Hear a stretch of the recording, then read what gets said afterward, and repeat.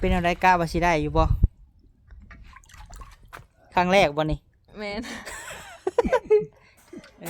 ทุบซ้ายบาทนี่เพิ่นปรุงพี่น้องขนมฮะเสร็จแล้วบ่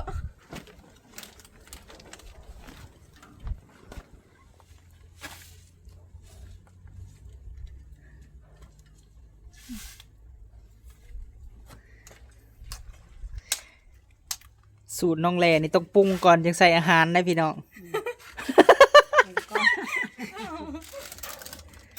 อันนี้ฝีมือน้องผู้วงล้วนๆพี่น้อง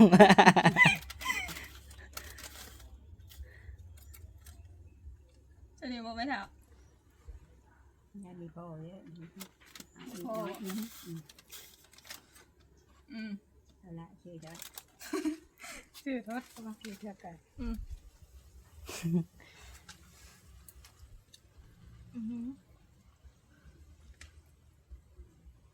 น้องสาวเห็ดกินโอ้ป้องฮ้อนโอ้ยหอบลงโอ้ยเนาะ โอ้ยลงไปเป็นโตว่ะตัวก่อนนะบ่ได้อันนั้นเลยบ่แหละตัวกินนะบ่ได้อันนั้นเลยบ่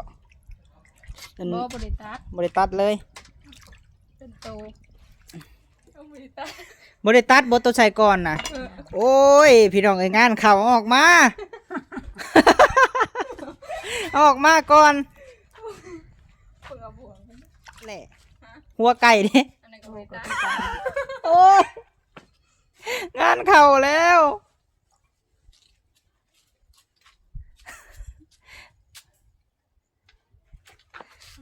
บ่ได้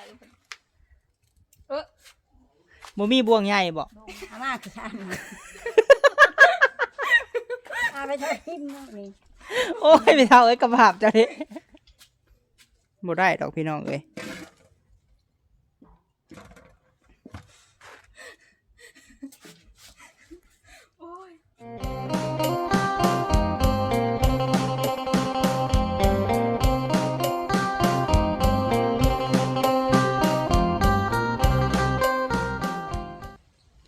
โดยกับทักไทยสบายดี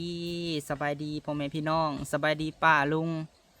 FC ที่หักแพงของบ่าวพามีสุขุสุคนเด้อพี่น้องเด้อเนาะมาพบมาพ่อบ่าวพามีอีกแล้วพี่น้องเอ้ยพบพ่อกันมื้อนี้บ่าวพามีก็อยู่เฮือนแม่ตู้ค้ำเนาะพี่น้องเนาะมื้อนี้บ่าวพามีได้แนวอยู่แนวกินพี่น้องเอ้ยมามอบให้ทางสร้างคำสร้างวันทองพี่น้องเอ้ยสร้างวันทองแล้วก็สร้างเปลี่ยนเนาะเพราะว่าบ่าวพามีได้หับเป็นสะพานบุญจากแม่ฮักพี่น้องเอ๋ยจากแม่รัดกับแม่เลื่องเนาะอยู่ทางต่างประเทศพุ่นแหละพี่น้องเอ๋ยเพิ่นให้บ่าวพามีซื้อไก่แน่สิเฮ็ดกินตอนเที่ยงพี่น้องเอ๋ยแล้วก็มีซีนหมู3 กิโลพี่น้องเนาะบ่าวพามีได้เอือบได้มักมาแต่เฮือนแล้วเนาะมีแต่ว่าสิให้น้องผู้วงพี่น้องเอ๋ยผู้เพิ่นมา1 ข้าว 1 น้ำให้สร้างวันทองพี่น้องเนาะเป็นคนตากพี่น้องบ่าวพามีเอือบมาแต่เฮือนเพราะว่าเฮาเฮ็ดแม่ที่แรกแม่หักบ่าวพามีว่าสิให้ซื้อมาพี่น้องตัวสำเร็จรูปเนาะมันก็สิได้หน่อยพี่น้องเอ้ยแต่อันนี้เฮาซื้อ270,000ก็ได้หลายเติบพี่น้องเพราะว่ามันได้3 กิโลเนาะแล้วก็มีเงินเล็กๆน้อยๆเนาะพี่น้องเนาะก็สิมอบให้ทางสร้างวันทองแล้วก็สร้างเปลี่ยนพี่น้องเอ้ยจังไดบ่าวพามีก็ต้องขอกราบขอบบุญขอบคุณหลายๆเด้อเนาะทางแม่รัดกับแม่เลืองที่อยู่ต่างประเทศเนาะที่ว่าให้ลูกชายเป็นสะพานบุญให้ก็ขอให้บุญคำนำสู่แม่ทั้งสองพ่อพ่อที่สิ่งดีๆเข้ามาเนาะบอกว่าแม่ทั้งสองเฮ็ดธุรกิจการงานครอบครัวเฮ็ดอันใดก็ขอให้เจ้าร่ำเจ้ารวยเด้อแม่เด้อเนาะขอให้เจ้าขึ้นเจ้าเกินเนาะเฮ็ดอันใดก็ขอให้พ่อประสบผลสำเร็จแต่สิ่งดีๆเนาะสาธุขอให้เป็นหมโพหมไซให้ลูกให้หลานสุขภาพแข็งแรงเนาะที่บ่าวพามีลืมบ่ได้ก็คือพ่อกับแม่พี่น้องเอ้ยทางแม่บิ่งกับพ่อเพชรเนาะที่ว่าให้บ่าวพามีเฮ็ดเวียกเฮ็ดงานเฮือนซานเบิ่งเวียกเบิ่งงานเฮือนซานตู้ค้ำเนาะก็ขอให้บุญคำนำสู่พ่อกับแม่เด้อเนาะพบพ่อแต่สิ่งดีๆเฮ็ดอันใดก็ขอให้ประสบผลสำเร็จเนาะทุกๆประการเหตุการงานอันใดก็ขอให้ร่ำรวยขอให้มี ผู้อุปถัมภ์ค้ำสู่พ่อแม่เนาะขอให้เป็นโฮมโพโฮมไซให้ลูกให้หลานเฮงๆปังๆเด้อเนาะสาธุเนาะโดยป้าพี่น้องเอ้ยเนาะเดี๋ยวเอาเนาอยู่เนากินไปให้ทางสร้างก่อนเนาะมาคือเก่าพี่น้องเอ้ยถ้าว่าบ่ได้เบิ่งคลิปเฮือนมีตุคำน้ำเบาพามีกับเบิ่งน้ำอันของน้องลาตีเด้อพี่น้องเอ้ยถือว่ามื้อนี้พี่น้องเอ้ยเบาพามีได้ให้วันทองเนาะพี่น้องเนาะแก่เสาเฮือนมาเสาตั้งแต่เฮาเอามาแต่เฮือนตู้นางแต่อุกระถึกตะกี้พอแหละพี่น้องเอ้ยเป็นเงินของอ้ายลิกสเตอร์เนาะอยู่ทางต่างประเทศพร้อมโดยครอบครัวเพิ่นพี่น้องเอ้ยถ้าว่าเอาไว้เฮือนบ่พอมีเฮากับบ่ได้ใช้หยังเนาะกะเว้ากับแม่บิ้งพี่น้องเอ้ยว่ามาเฮ็ดแท่งน้ำเฮ็ดเสาแท่งน้ำให้ตู้ค้ำเนาะแล้วก็เฮ็ดต่อเกยออกบอนดังไฟกะเว้ากับแม่พี่น้องเอ้ยก็ได้ให้วันทองเพิ่นไปแก้เอาเสานี่เนาะได้ให้ค่าน้ำมันพอตู้คูณพี่น้องเอ้ยพอตู้ของเท่าทงนั่นแหละเนาะโดยไปพี่น้องเอ้ยไปหาสร้างน้ำกันมื้อนี้สร้างเพิ่นใส่ฟ้าไหม้เชื้อราพี่น้องเอ้ยเสาเอามาได้3 เสาพี่น้องเอ้ยเพราะว่ายัง3 เสาเพราะว่าเสา6 เสาเนาะมื้อเสานี่เราตีนรถเพิ่นบีแตกบ่หรือว่าแนวใดสร้างเพิ่นใส่ฟ้าไหม้เชื้อราพี่น้องเอ้ย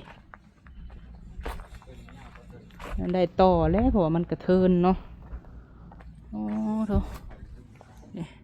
สร้างหากระใส่ได้2 แผ่นพี่น้องไอ้ข้างนี้สบายดีเด้อวันทองเด้อ โดยสบายดีเฮ็ดเวียกเนาะเริ่มงานพี่น้องเอ้ยเมื่อวานนี่15 ค่ำผักวันศีลมื้อนี้ค่ำหนึ่งเริ่มงาน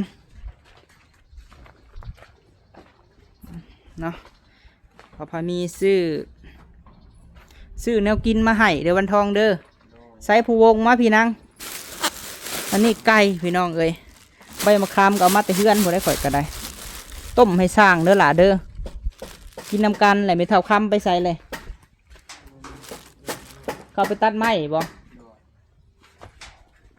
นี่ซื้อไก่พี่น้องเอ้ยไก่2 ตัวให้สร้างกินแบบอิ่มๆเลยทั้งแม่ลัดแม่เลืองคนน่ะมาพี่อีหลาคำแพงโดยใบมะขามนี่เก็บมาแต่เฮือนต้มเด้อโดยสบายดีไก่2 ตัวต้มให้สร้างเป็นอยู่ว่าต้มไก่ฮะได้อยู่ เขาใส่ยังแน่ ต้มใส่หม้อ ต้มใส่หม้อ คือเล่งแหละเลยโอ้โหดแท้อันนี้ โอ้ยใส่ อันนี้สิ้นหมูด้วยล่ะอ่ะมาพี่อ่ะเอามาเนี่ยตากหานางไม่ใช่กระตุกเอามาพี่ไปเอากระตุกไปโปมี่บอกกระตุกค่ะเอาจะเอายังไข่แตงผ้าขาวโอ้เห็นอะไรเนาะบัดนี้ผู้วง ใส่กระซ่านใหญ่ดิ มีบอก โดด เอามาพี่ละลืมข่อยกระไดวาสิตาค่ะมันแห้งก่อนเพราะว่ายามันได้น้อยก็เลยว่าเอามาพี่เรียบร้อยเลยดอกพี่น้องเอ้ยโดยมักเรียบร้อยหอมกุ้ม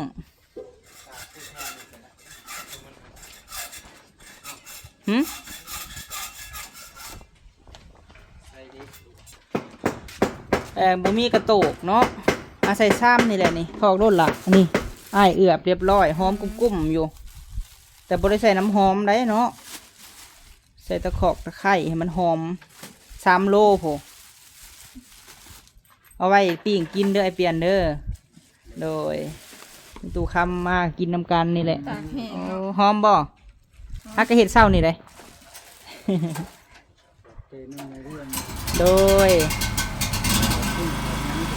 ใส่กระเทียมตะไคร้ เป็นอยูบตาก เจ๊ทุกโลที่ตากแห้งตากให้ซ้ำ อันบ่มีกระโตกมันบ่อยเปลี่ยน โดด โอ้ เอาเล็กหวานเอาเล็กหวาน ตอกกระบ่มีเนาะที่แรกคันค่อยนะสิอันท ตากมาแต่เฮือนบ่คิดว่าอยู่พี่มีกระโตกอะนะก็เลยว่าถือมาหลายเติบได้เนาะแหละเนาะอันนี้หั่นไก่เบิ่งมึงดูต้มให้สร้างเด้อให้น้องแหล่เป็นแม่ครัวพี่น้องไก่2 โตว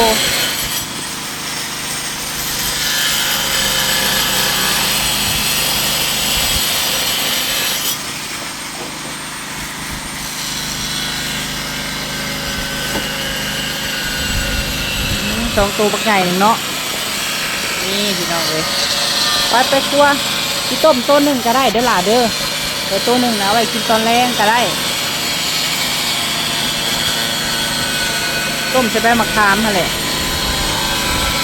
เดี๋ยวจักหน่อยคันว่าบ่มีบนปากเลยท่านึงอัดไว้ก่อนไอ้สิมาเอากระโตกให้เนาะบ่มีกระโตกเห็ดแนวกินตั้งพระเข่าเนาะอยู่เพื่อนกับบ่มีบ่อยู่เพื่อนเจ้ากับบ่มีบ่ มีอยู่เพื่อน อัดไว้ก่อนเดี๋ยวไอ้สิหากันกระโตกมาให้ตากและแม่เพิ่นก็อีต้นสร้างพี่น้องเอ้ยจะสิกินแนวไรเพิ่นว่าให้เจ้าไปเฮ็ดกินให้สร้างเด้อน้องเด้อมื้อนี้ให้น้องผู้วงเป็นแม่ครัวพี่น้องไอ้ต้มไก่ใส่ใบมะขามมื้อนี้ให้น้องผู้วงเฮ็ดกินให้กินให้สิทดสอบเบิ่งน้องสาวว่าสิเป็นแนวใดเนาะโดยซีน3 โลเด้อไอ้ซื้อมาให้เด้อคันว่าสิให้ชุนเจ้าเฮ็ดเองก็ยันบ่มีเวลาวันทองเอ้ยถ้าว่าสิซื้อมันก็ได้น้อยเพราะว่าซื้อนั้น3 มัดนั้นต่อ100,000ก็เลยว่าอันซื้ออ้ายมาเฮ็ดเองเวลาบ่ทวงบ่ทันเนาะ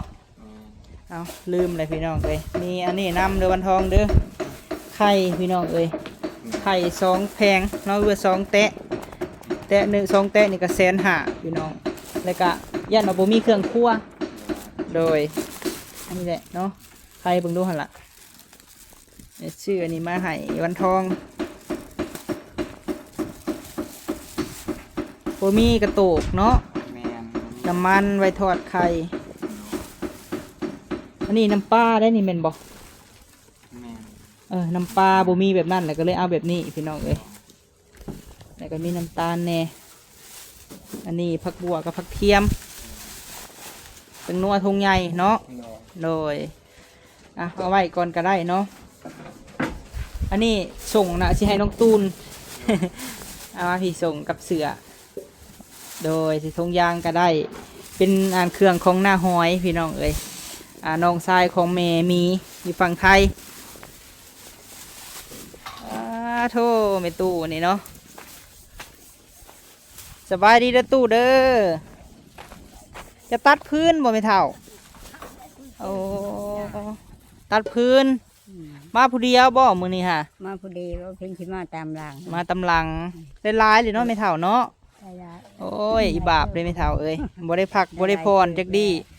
ส่งเอาให้เท่าตูนใครบังดูแกะบังดูหน้าหอยของหน้าหอยเด้อหน้าหอยอยู่คำสะอีแบ่งกันกับของอันไอด้าคนละชุดพอดีอยู่ดอกเนาะลาวนี่เนาะโดยชุดอันนี้ชุดกีฬาพี่น้องเอ้ยชุดสร้างแล้วก็มีส่งน้ำโอ้ตัดไม้ตัดฟืนเฮาให้ทางวันทองน่ะแกอนามาไม่เท่าเอ้ยแกเสามาให้เจ้าแม่บิ่งพอเพชรว่าให้เฮ็ดเฮือนครัวอยู่นอกเนาะมันจังบ่ดำ ดีใจบ่ได้เฮือนครัวอยู่นอกก็ดีใจเลยตะกี้มีตัวมีม้างที่ยาเข็มม้างห้องเดียว บ่ว่างก็ย่าบ่ โอ้ว่างเข้มแล้วเพิ่นสิเอาสังกะสีตัวมุงเข้มน้ำมุงไม่เท่าเอ้ยคือว่าอะไรแพงเฮือนบ่ยันเฮือนดำบ่อย่ามันดำ อย่ามันดำ อย่ามันดำ อย่ามันดำบ่โอ้เข้าไปตะพันไม้อยู่ป่าผู้ที่ไม่เท่ามื้อนี้น่ะลูกซื้อน้ำกินแซ่บมาให้แล้วไม่ตู้เด้ออยากอยู่บ่สดน้ำต้มไก่อยาก2 โตผู้ไม่เท่าโดยลูกอันลูกหลัดกับลูกเลี้ยงเจ้าอะไรให้ซื้อมาไม่เท่าเอ้ยเลยกับซีนเขาซื้อ3 โลก็กินน้ำกันเด้อตู้เด้อโดยกินข้าวและมื้อนี้ฮะกินโคไข่ กินโคไข่กับไข่น้ำไม่เท่าเอ้ยกินน้ำกันกับช่างเด้อไม่เท่าเด้อ คันว่าเจ้ามาแต่ละมื้อก็เจ้าบ่ถือมากะยาคันว่าบ่มีแนวกินกินน้ำกันเด้อ มีแต่กินแถวนี้ก็ไม่ถือไปกินจางมาก็โคไข่ก็ไปเลย โดย อันนี้ตัดพื้นนี่สิพ่อรถแหละเนาะแม่ตู้เนาะ เอ้ยร้อยเชื้อมันพ่อสิได้เพิ่นเอารถมานี่เดี๋ยวเพิ่นเอามือเฮ้ยสิเนาะ โอ้เบิ่งพี่น้องเอ้ยผ้านี่คือสินักแท้ผ้านี่ไม่เท่า นักเลยนักอยู่ เพราะมันเป็นโลเนาะ ใช่โหนักได้พี่น้องเอ้ยผ้าก็ได้ 5,000เฮาได้ พันเข่าอันนี้ได้แล้วบ่รถหนึ่งนี่ ย่างเลยจะเอาอีกจังน้อย โอ้พันปังอยู่ป่าผู้พี่น้องเอ้ยกับสร้างเพิ่นใส่ฟ้าไหม้เชื้อราไม่เท่าเอ้ยนี่เพิ่นใส่แล้วทางหน้านี่ยังทางข้างสองข้าง โดยให้น้องผู้วงโซพี่มืออันต้มไก่ได้ไม่เท่าเอ้ยเฮาสิบ่เฮ็ดมื้อนี้ฮะใช้ผู้วงเฮ็ด ขี้มือ สู่ไม่ตู้ค้ำได้อีบ่นี่เนาะน้องสาวนี่พี่น้องเอ้ย อ่ะเนาะสร้างเพิ่นใส่ฟ้าไหม้เชื้อราพี่น้องเอ้ย นี่ปลาสังกะสีตัด ได้ต่อแล้วเนาะวันทอง โดย อาลูซิงนี่ได้ต่อเอาบ่ไปเลยฟ้าไหม้เชื้อราพี่น้องเอ้ยคือสิได้ต่อ เอาผ้ามาเอาไม้เหรอบ่ต้มแผ่นมา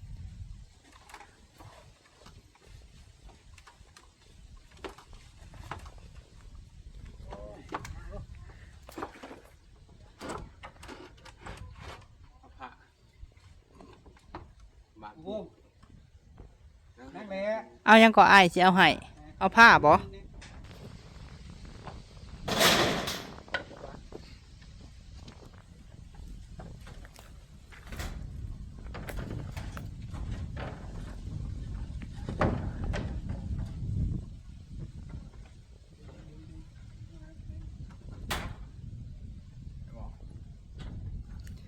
มื้อนี้สร้างเพิ่นแอมฟ้าไหม้เชื้อราเนาะพี่น้องเนาะทางหน้าก็แล้วยังเหลือทางสองข้างกับลบข้างนี่แหละพี่น้องเอ้ย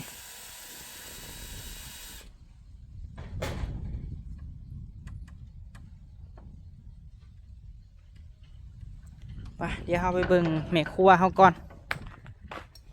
ไปดูแม่ครัวก่อน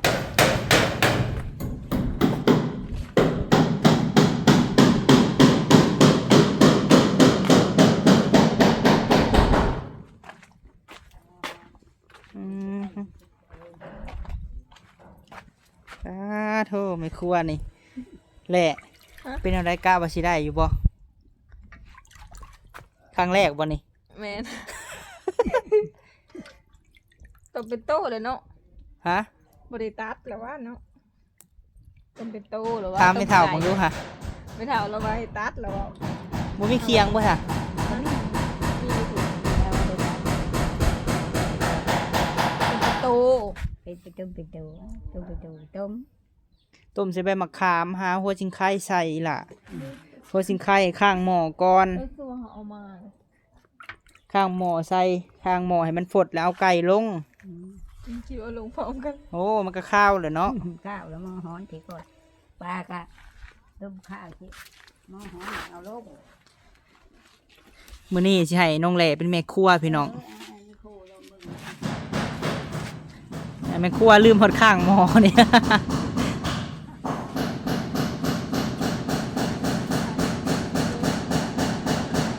มีหัวสิงไข่หัวสิงไข่ก็ใส่โลดนางอยู่หั่นนะหัวสิงไข่หัวสิงไข่หัวสิงไข่หัวคาแต่มันหอมอ้ายเอาอันใบมะขามมาให้นี่นะเอาตัวกกมันนี่หอมๆใหม่ๆนี่เอาตัวใหม่โลดมาใส่เอาหัวขานะไม่เท่านี่มาใส่ ให้ได้เอามาอีก โดยให้มีหัวก่อนไม่เท่าเอ้ยให้นี่เป็นสวนเลยบัดละสิพาปลูกดอก ตอนนี้มันยังบ่ทันแล้วเลยเฮาบ่ทันเฮ็ด มันยังพกยังเฮ้ย โดยบ่หญ้านี่เนาะเพิ่นบ่จ้างไม่เท่าทางบ่นี่ข้างนี่คันเพิ่นจ้างนี่สิอันทางบ่ไม่เท่า ทางมันชี้ลุยอยู่เลย มันสิหล่นออกมาเลยเนาะ ชี้ลุยเลยไปเอาเจมาปุ๊บ เบิ่งในหญ้านะพี่น้องข้างไม่เท่าคำนี่เพิ่นปลูกหมักฝรั่งสิได้กินอยู่บ่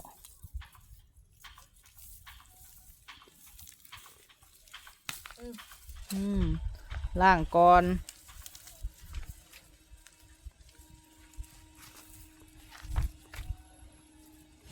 ใส่หมกพลัง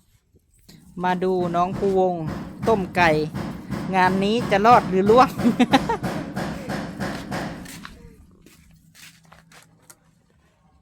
มาเบิ่งเด้อเมลัดเนาะเมลัดไม่เรื่อง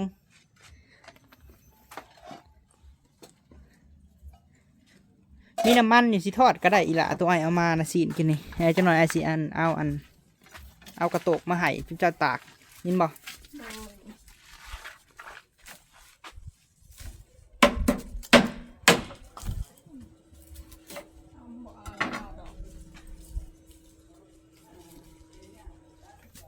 ล่าง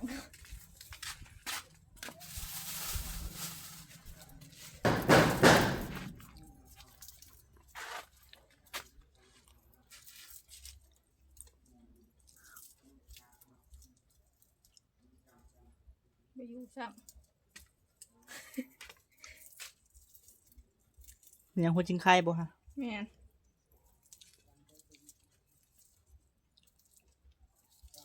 จะกูไก่ตัวใหญ่ผู้ประจักษ์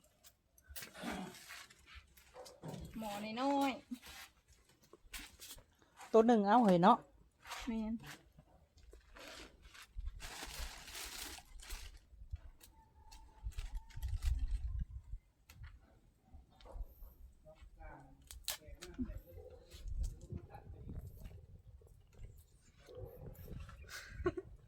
เป็นหยัง เจ้าดีแล้วโอ้ย นี่ได้น้ำขึ้นมากับ ไปเอาน้ำไปสิบอกเนี่ยโอ้ยเนาะไปได้กินดอกสางนี่ไปเอาน้ำไป สิเฮ็ดให้กินนี่ โอ้ยพี่น้องเอ้ย นี่เล็ก ไปเอาน้ำมาให้คอยบนท้องเอ้ยมาสอนเด้อลูกเมียผู้สาวไปนี่ฮะ ดอก บ่ได้กินดอก โอ้ยเนาะเอามาพี่ก็สิเฮ็ดให้นี่บ่ได้กินดอกร้านสาวไผเฮ็ดนั่นนี่ฮะเอามาเอาฉากเขาเบื่อมาสิบอกนี่ทุบขาใส่ฮะล่ะยังบ่เคยเฮ็ดเนาะแม่ตู้เนาะมีแต่แม่บ่อีหล่ะเฮ็ดให้กินนะ แม่น ไม่เท่าเจ้าขึ้นนั่งตากแดดแถบบ่ฮ้อนบ่ เอามา2 อันหน่อยเอาไว้ บอกอ้าวพี่น้องเอ้ยเจ้าหน่อยก็เป็นแหละคันบ่เคย เอาโพให้ดู เลยทุบใส่หัวขาค่ะ มันหอม ถ้าบ่เป็นหยังก็ให้เสิร์ชเบิ่ง YouTube เด้อแหละเด้อวิธีต้มไก่ก็ว่าไปสิ วิธีนึ่งข้าว ยังเป็นอยู่ค่ะ วิธีตำบักหุ่งวิธีลมผู้บ่าว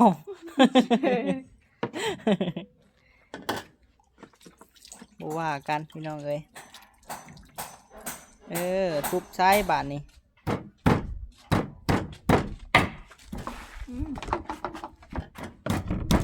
จกเข่าใส่น้ำเด้อต้มไก่นะให้มันนัวใส่น้อยนึงเนาะไม่เท่าเนาะแต่ว่าบ่มีใบมะเขียบมีใบน้อยหนาใส่พี่น้องก็หอมได้ เอาข้าวชานบ่ใช่ ข้าวซุกก็ได้น้อยนึงไม่เท่า ซุปติ้ง ให้มันนัว เพราะต้มไข่มีต้มไก่มีเขาอย่างเงี้ยเนาะ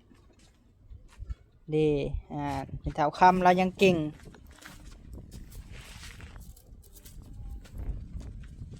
กำลังเดือด กำลังคิดฮอดพอดีบ่ ที่ห้องต่อแล้วห้องบ่เป็น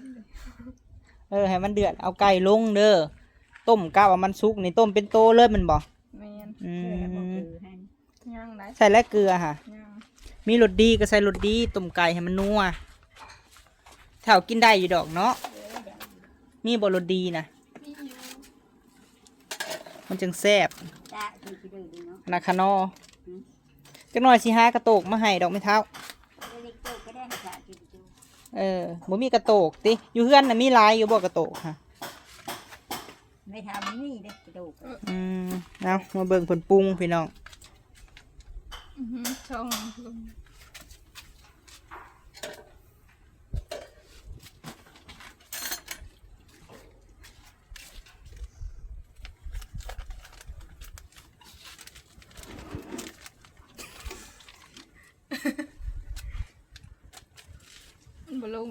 อะไรบ้าง บ่วงตักเอาคานอนี่มันเป็นรสดี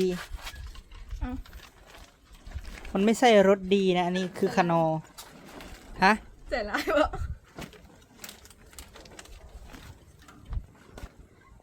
อันใดก็ สามีพ่อบ่ เออ ไม่ใช่เอาไปเรียกว่าช่างอีแลนจ้ะ โอ้ย เป็นอะไรน้องล่ะ จังเห็ดเป็นเอาแล้ว แตงโน่ใช่แล้วบ่ ยัง เอามาใช่แตงโน่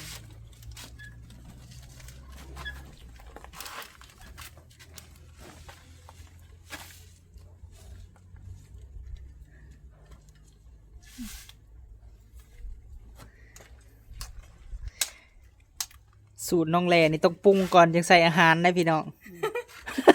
เป็นก้อนเอาเจอมาเชื่อวัน ไม่ท เชื่อแล้วบอกเกิ อันนี้ฝีมือน้องผู้วงล้วนๆพี่น้อง ำ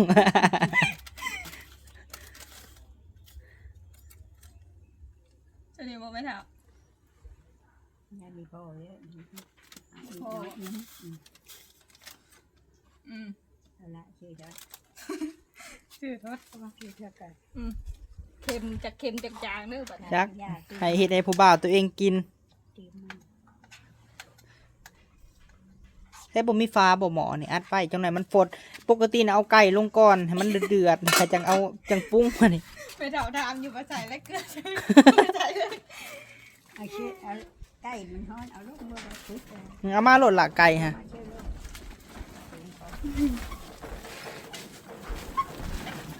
ล้างแล้วล่ะว่ะ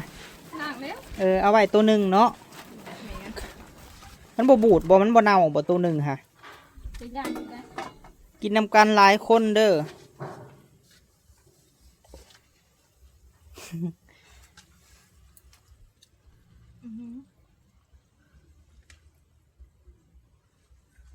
ก็บลงเบิดนอบัดนี้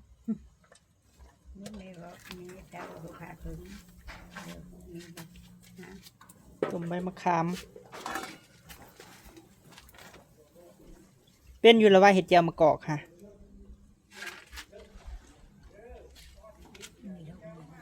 หมอหน่อยพอได้ค่ะ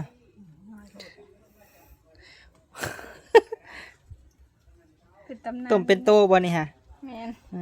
ที่มาของเขาว่าต้มไก่เป็นโตเนาะก็สิประมาณนี้พี่น้องเอ้ยแล้วนี่ต้มไก่เป็นโตน้องผู้วงพี่น้องโอ้หาในปิดบ่ได้อัดไว้อัดไว้ เอาหม้อใหญ่เป็นยังน้องแหละถ้าหม้อใหญ่มีอยู่ต้ม2 โตหรือว่าเป็นอะไรบาทเดียวขนาดหม้อใหญ่ครับ เบิ้งไอซีอันนั้นนี่ ต้มชงโตกได้ต้มแล้วเราเองเอาเอง แล้วก็มันจะบ่นั่นเนาะ ใช่แล้ว มันยังมีน้ำ มาไอซีเห็ดนี่มา เนื้อเนี่ยน้อย หลังจะได้ มาแต่เพื่อนบ่ได้นี่พี่น้องเอ้ยเรายันสั่งบ่ได้มีหม้อให้กินเป็นพ่อไปเฒ่าก็หาหม้อใช่แล้ว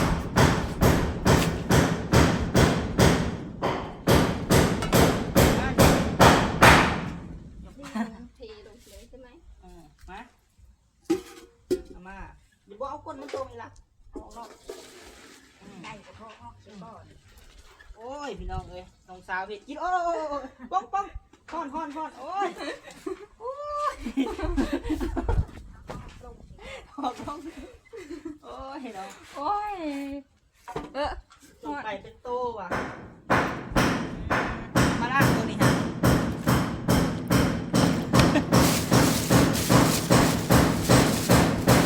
ขออนุญาตพันพี่น้องเอ้ยมันยาวโอ้ยเราก็วงเลยเอาพี่น้องเอ้ยพักให้เพื่อนแล้วแล้วขออนุญาตบริถ่ายเย็นนี่ตัวก่อนนะบริอันนั้นเลยบ่แหละ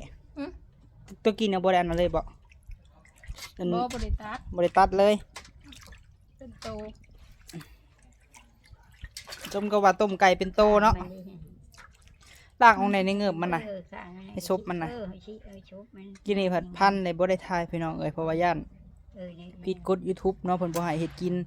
พันซีนพันเนื้อลง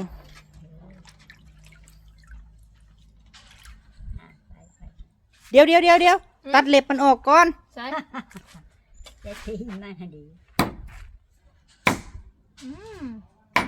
พลาดอีกเด้อ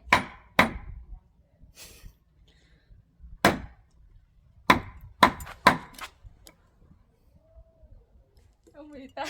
บ่ได้ตัดบ่ตัวใส่ก่อนน่ะโอ้ยพี่น้องเอ้ยงานเข้าออกมา เอาออกมาก่อน เปลือกบวง ป้าพี่น้องเอ้ยไก่จนสิสุกเลยลืมตัด หัวไก่ได้ซะแหละหัวไก่เด้ อันนั้นก็ไปตา โอ้ยงานเข้าแล้ว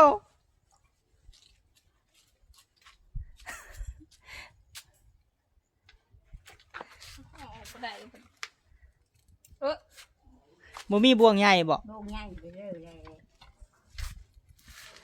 ไม่เท่า เอามาคือช่างมาเอาไปทอดทิ้งนี่ โอ้ยไม่เท่าเอ้ยกระบาบจ้ะเด้สุกแล้วบ่เนี่ย ยังมองเขียบหัว บ่ได้ดอกพี่น้องเอ้ย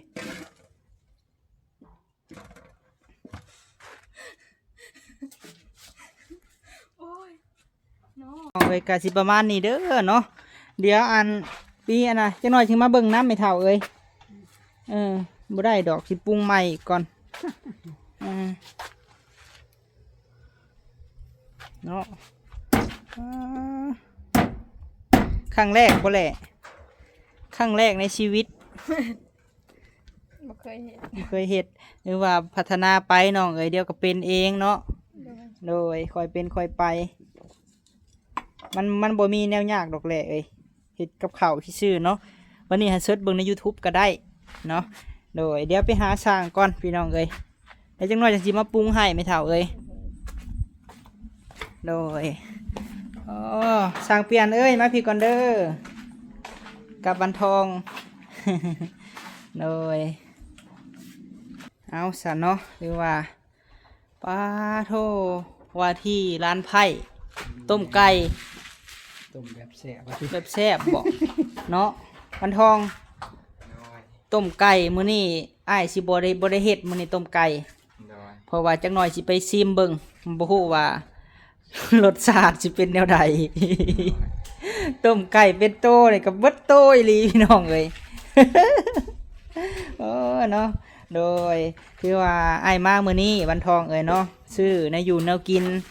ซื้อสิ้นหมู3กิโลแล้วก็ไข่2แผงมีน้ำปลาแม็กกี้น้ำมันเครื่องครัวเนาะที่ซื้อมาให้แล้วก็ไก่2โตวพอได้กินตอนเที่ยงเนาะก็เอาคอยพัฒนาไปเฮ็ดอยู่เฮ็ดกินก็ได้เนาะ โดย เจ้าหาได้เบิดบ่ล่ะเฮ็ดกินฮะ โดย คันมีอยู่บ่แนวที่บ่ได้ ก็มีอยู่ มีอยู่ โดย โอ้